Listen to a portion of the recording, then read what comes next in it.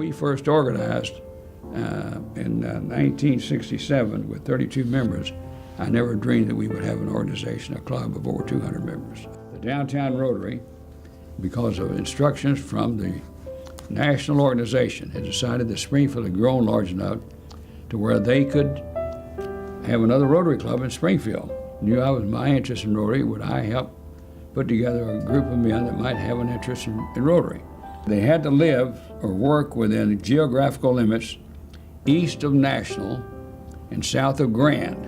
We had our organizational meeting in June of 1967, and there were 32 people there. And that was we signed a charter application, we prepared it, and signed all 32. And July 6, 1967, we had our first meeting as a Rotary Club of Springfield Southeast at the Lamplighter Motor Hotel downstairs. Dr. M. Graham Clark was our speaker. A charter night meeting, September 21, 1967. And Graham Clark presented the charter to me. My wife, June, sang. She was the entertainment. She was accompanied by Wilfred Adler, who provided the piano, and they provided the entertainment. There were various clubs, Rotary clubs, that came and visited us. When we were just starting, we were a pretty close group. We've had judges, we've had a governor, we've had Ashcroft, George Donegan, Billy Long, athletes.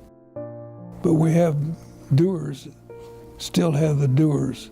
And I hope that part of it's due to the fact that we had a good, solid start.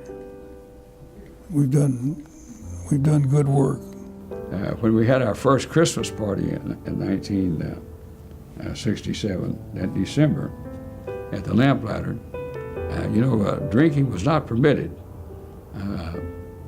It was a violation by the National Rotary Club.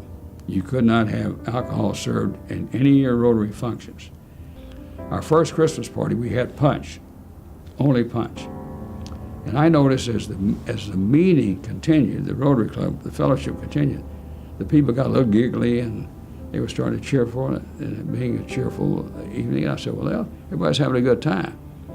I didn't realize till later that someone had spiked the punch with grain alcohol. Now guess who that was? None other than our club jokester, John Simpson, and his accomplice, cohort, Jerry Nixon.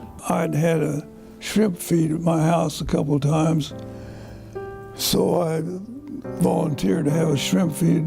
They liked it so well, they said, well, if you do it next year, we'll pay for it. I'd paid for this one. We're on our 47th one now. I had 43 at the house. I became president for 73, 74. I'd been sergeant at arms, or at least 3 times up till then.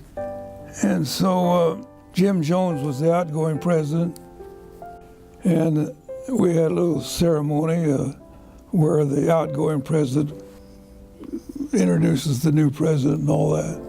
But this was a dinner meeting with the wives, and it was at Riverside. We did a lot of stuff down at Riverside.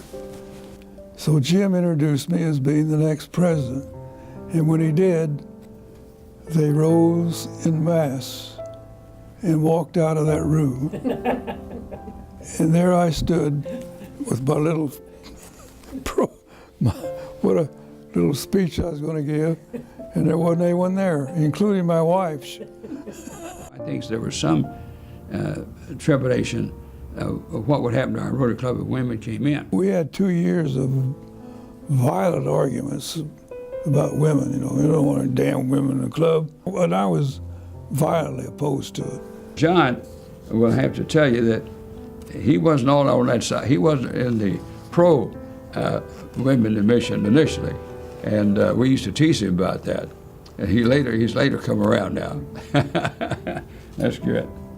The last I counted, we've got 46 women too. And that's no small part of it, really. It's a very large part of it. They've had good ideas, and they've done good. We've had 5 presidents, I think. And there again, there's something to be proud of. When we first organized in 1967 with 32 members, I never dreamed that we would have an organization, a club of over 200 members. And we're here 50 years later, we're still strong, and we're getting stronger. And I think that when people realize the good that the Rotary Club of Springfield Southeast has done for this community, I think they're going to be thrilled to help us celebrate that occasion.